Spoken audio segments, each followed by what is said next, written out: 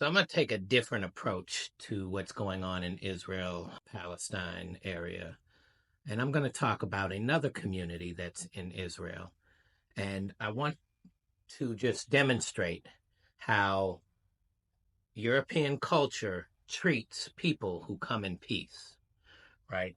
Many years ago, near the time in the 60s, during the civil rights movement of going on in America, led by Martin Luther King, Malcolm X, and others, a gentleman by the name Ben Ami and several hundred people left America and set up the largest expatriate community from American citizens in Israel.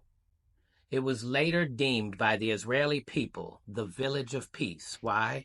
Because everything from their diet to how they treat each other is based on and built around peace.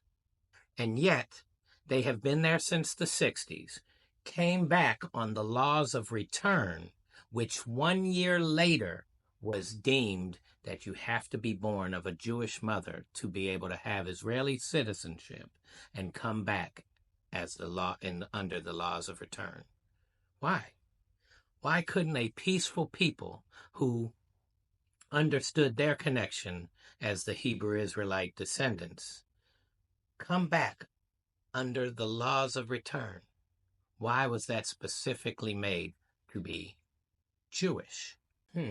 Maybe it's a European approach, because that same approach is how we treat Black folks here and how we've treated Black folks in other colonized areas.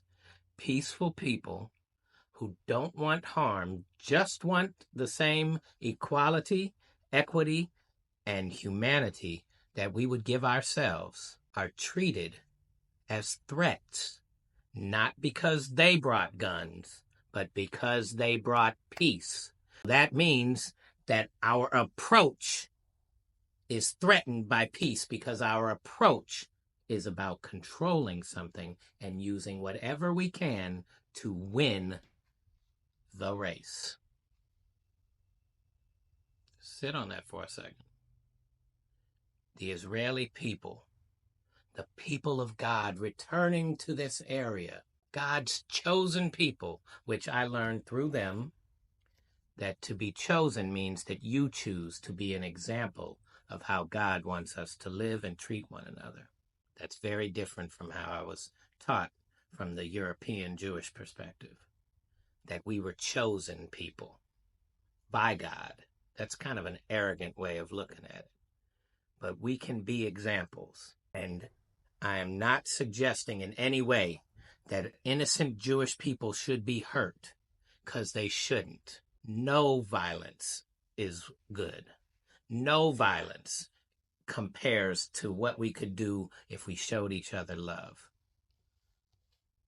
But let's take a real look at how we treat people that we gave the title to, the Village of Peace, and won't allow them to have the same basic rights as we do.